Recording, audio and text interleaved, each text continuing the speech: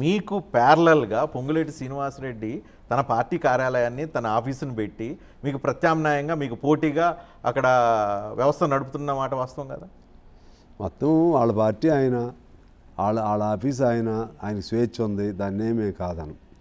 కానీ అదే సమయంలో ఆయన ఎలక్షన్లప్పుడు నాకు మనస్ఫూర్తిగా చేశాడు, దాన్ని కూడా నేను యాక్సెప్ట్ చేస్తాను. కొత్తగూడెం సీట్ ఆయన ఆశించాడు. అవును, 2 చోట్ల చేయలేడు కదండి. ఆశించాడు, మీకు ఇది కొట్టుకుపోయారు కాబట్టి ఆయనకి ఎప్పటికైనా కొత్తగూడెం మీద కన్నుంది అనే ఒక ఆలోచన కనిపిస్తుంది. ఉండొచ్చేమో మన వ్యక్తిగత వాళ్ళ ఆలోచనలు మన నెక్స్ట్ ఎలక్షన్లో 2028 ఎలక్షన్లో ఆయన పాలేరుని వదిలేసి కొత్తగూడెం వస్తారని చెప్పి వినిపిస్తుంది. అది ఆయన ఇష్టం, వాళ్ళ పార్టీ ఇష్టం. మీరు వదిలేసుకోవడానికి రెడీ ఉంటారా? అట్లా కాదుగా, ఆయన వచ్చినంత బాధ నేను వదులుతానే ఇదేముంది. ఇప్పుడు అందులో పొత్తులు ఉండయి అనుకోండి, పొత్తులు ఉన్నప్పుడు నాకు తెలిసి కొత్తగూడెం ఉందనుకోండి, కొత్తగూడెం మాకు ఇవ్వకుండా అట్లా వేరే పద్ధతిలో ఉండి పొత్తులు ఉండవు. ఎట్లా ఉంటాయి? ఎందుకు తీసేస్తారు? ఉండదు.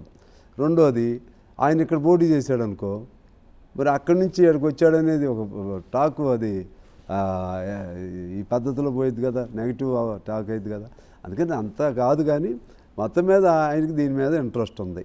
ఆయన ఇప్పుడు వస్తాడా రాడా అనేది కాదు. సో ఆయనకి ఇంట్రెస్ట్, పొంగులేటి శ్రీనివాస్ ఇంట్రెస్ట్ కొద్దీ మీకు కొత్తగూడెంలో నష్టం జరిగే అవకాశం అని కనిపిస్తుంది. అట్లా ఏముండదు అండి, పొత్తులు కలిసినప్పుడు అది వేరు. రేపు భవిష్యత్తు సంగతి మనం ఏం చెప్పలేం కానీ